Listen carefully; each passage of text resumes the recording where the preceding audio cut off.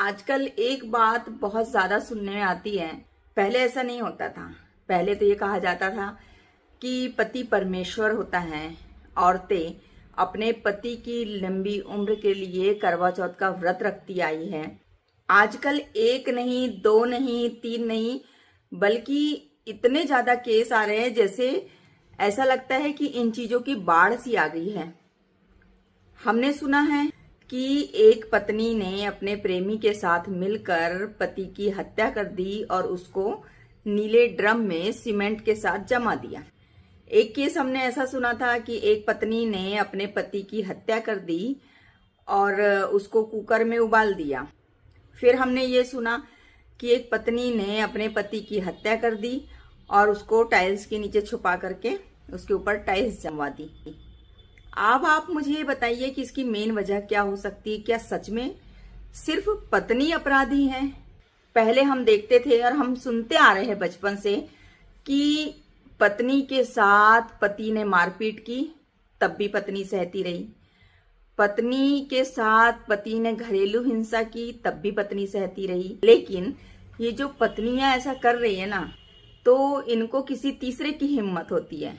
पत्नी मतलब पहले ससुराल में किसी भी तरह की अगर उसको परेशानी आई है तो हम सिर्फ इतना सुनते हैं कि वो सहती आ रही है। लेकिन आजकल ऐसा हो रहा है तो वो क्यों हो रहा है?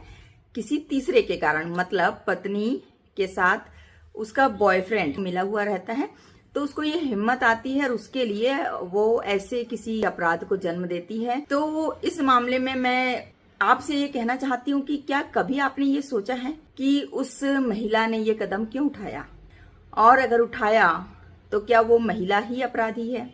मैं कहना चाहती हूँ उन माँ बाप से।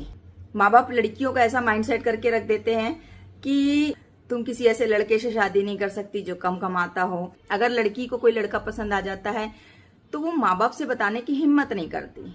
ठीक है। और ऐसे में फिर क्या होता है कि जब लड़की एक ऐसी दहलीज पे कदम रखती है, उसको कोई पसंद आने लगता है, फिर धीरे धीरे वो उस रास्ते में आगे बढ़ती है और इतने आगे बढ़ जाती है कि वो बहुत सारे कस्में खाते हैं, वादे करते हैं एक साथ जीने मरने के। लेकिन ये संभव नहीं हो पाता। माँ बाप के डर से, समाज के डर से, रिश्तेदारों के ताने से कि ये लोग क्या बोलेंगे, तो ये चार लोग क्या बोलेंगे, ये समाज क्या बोलेगा, इस चक्कर में माँ बाप अपने बच्चों की पसंद पूछना तक भूल जाते हैं। माँ बाप अपने रिश्तेदार, परिवार, अपने समाज को ये दिखाने के लिए कि हमने अपने बच्ची की शादी अच्छे घर में की है, वो अपने बच्चों पे प्रेशर डालते हैं और उस लड़की की शादी हो जाती है। और अंततः फिर ये होता है, जबरदस्ती किया हुआ रिश्ता कभी नहीं निभ पाता।